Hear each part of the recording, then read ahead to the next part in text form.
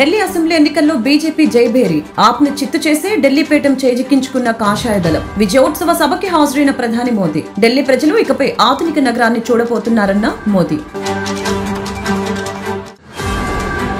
Delhi CM పదవికి అతీష్ మార్లెనా రాజీనామా. Delhi lieutenant governor వీకే సక్సేనాకు రాజీనామా పత్రాన్ని అందజేసిన ఆప్ నేత. పార్టీ ఓటమి పాలైనప్పటికీ బీజేపీ అక్రమాలు, అవినీతిపై పోరాటం మాత్రం ఆపబోమని స్పష్టం చేసిన అతీసి. ఢిల్లీ ఎన్నికల ఫలితాలపై రాహుల్ గాంధీ ట్వీట్. ప్రజలిచ్చిన తీర్పుని వినమ్రంగా అంగీకరిస్తున్నామన్న రాహుల్ గాంధీ. ప్రజా సమస్యలపై పోరాటం కొనసాగుతుందని వ్యాఖ్య. కార్యకర్తలకి, పార్టీకి ఓటేసిన వారికి కృతజ్ఞతలు తెలిపిన రాహుల్ గాంధీ. చంద్రబాబు ప్రచారం చేసిన ఢిల్లీలోని షహాదరాలో 3 దశాబ్దాల తర్వాత బీజేపీ విజయం. ఈ నెల 2న షహాదరా నియోజకవర్గంలో బీజేపీ అభ్యర్థి సంజయ్ గోయల్ కి మద్దతుగా ప్రచారం చేసిన చంద్రబాబు నాయుడు 32 సంవత్సరాల తర్వాత అక్కడ బీజేపీ విజయం.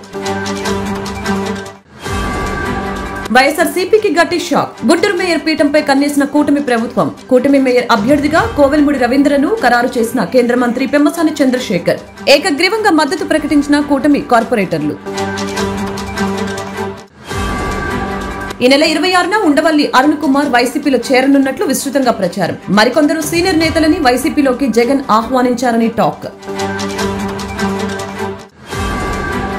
దక్షిణ మెక్సికోలో ఘోర ప్రమాదం. బస్సు అదుపు తప్పి ట్రక్ ని ఢీకొట్టడంతో బస్సులో చెలరేగిన మంటలు. ట్రక్ డ్రైవర్ తో పాటు బస్సులోని ప్రయాణికులు మొత్తం 41 మంది సజీవ దహనం. బస్సులో 18 మంది ప్రయాణికులకి సంబంధించిన అవశేషాలు గుర్తింపు.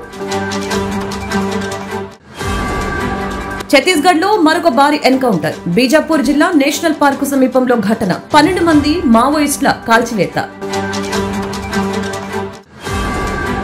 నేడు భారత్ ఇంగ్లాండ్ మధ్య 2వ వన్డే 3 వన్డేల సిరీస్ లో భాగంగా ఈరోజు కటక్ లోని బారాబతి స్టేడియంలో జరుగుతున్న 2వ మ్యాచ్. సిరీస్ 1-0 ఆధిక్యంతో ఉన్న భారత్ ఈ మ్యాచ్ గెలిస్తే సిరీస్ కైవసం.